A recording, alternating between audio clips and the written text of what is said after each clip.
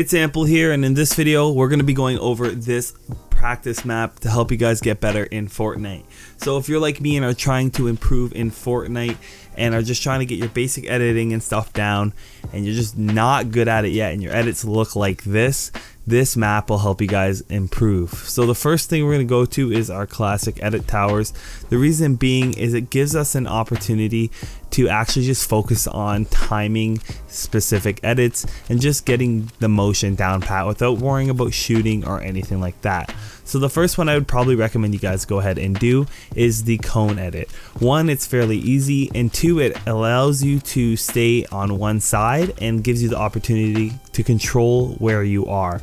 And the reason why this is important is you'll actually fall off the side when you first start if you're not good at editing. For some reason, people tend to fall off the side when they're first learning again, and getting that timing down is just super beneficial. You'll use this quite a bit. You don't realize how useful this is until later on once you can actually apply it once you're good enough at it. And if you guys want to get the other side down, you can see at the bottom earlier on I built a wall at the bottom so it attached everything so I could go ahead and do that other side with a chili. So if you guys get really good, you can always use a chili to increase your speed. Now you'll see the next thing I do is these wall edits. There are several different type of wall edits. So you can do the full corner edit, or you can do the 3 side corner edit, or you can do the full quad, or you can do the like 4 cube corner edit. You can do peanut butter edits. It doesn't really matter what you do. I'd start with just the regular corner edit with the 3 pieces. Just work from there. After that, I'd work on doing the 4, and then I'd work on my peanut butter edits. The reason being is you want to get that pattern down, so I don't recommend you switch it up like I'm doing here.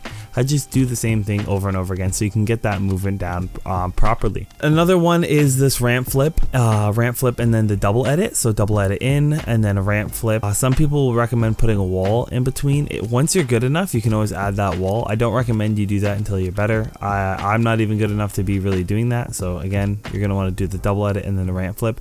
This is just super beneficial because sometimes people you'll accidentally put a cone or a ramp instead of a cone in a box, or you meant to put the ramp in there, and you can actually take advantage of this and learn how to flip your ramp. It's just super beneficial to getting out of sticky situations and getting into people's boxes that you've created for them. So definitely recommend doing these edits as well. Do everything on this course and you will definitely improve. And this is just the classic edits. There's no shooting or anything like that involved, and you guys will have an opportunity to get better. Of course, we have our edit downs over here. So overall, this map, the reason why I'm showing you guys this map is because it has so much to offer. It is very good for true beginners because it gives you guys an opportunity without a time limit, without any stress, to get used to doing the same patterns over and over again, and then the opportunity to mix it up. And it has a progression, so we have like the same type of concept, except now when we're doing this double edit, we're actually going to be taking the piece and then shooting the bot inside of the box. This is good because you're probably not going to be used to switching back and forth from your pickaxe, from your edits to your shotgun. Like, it takes practice to get this down to your builds. And then accidentally placing cones in people's boxes. That's not something you want to be doing often, especially when someone's low, and in this scenario the person is low because he's one shot. Again, it just gives you an idea of what you guys should be doing, and it's natural to put cones in people's boxes. All of these actually have guys in here that you can shoot, little targets you can shoot. The thing about this is it gives you an opportunity to get used to where you should be placing your cursor after you're done your edit. So of course you can just run through, do the edit, run in, and try to take the shot. But my recommendation to you guys is start to practice, like once you've done the edit, how you're going to adjust your cursor to shoot the character. Don't confirm the edit until you got the cursor lined up, and you should be doing that as quick as possible. Obviously here I'm not doing a great job of that, but you guys can do that over time. And of course there's triple edits, etc. with the shooting. I don't want to bore you guys too much with my own edits, but I've been practicing this, and I know it doesn't look like I'm any good at the game because I'm not, but I've come a long way. Another thing they have here is a box. I always like to do these corner edits, take my shot, do another corner edit, take my shot, maybe edit a hole, take my shot, and just keep practicing resetting the wall. That's what this is for, is practicing different edits, getting them off as quick as possible before the bot spawns in, and then taking the shot, resetting, doing a different edit, maybe faking them out, and then taking another shot. You guys just want to get used to grabbing that wall, resetting it, and then doing an edit, maybe faking the opponent out and doing another edit as fast as possible. And that's why I say before the bot respawns is the best. And then in this situation, you'll see I keep teleporting back because you're supposed to do a blueprint edit. So you can actually edit from quite far away if you have your blueprint out. That means if you go into like your build mode first.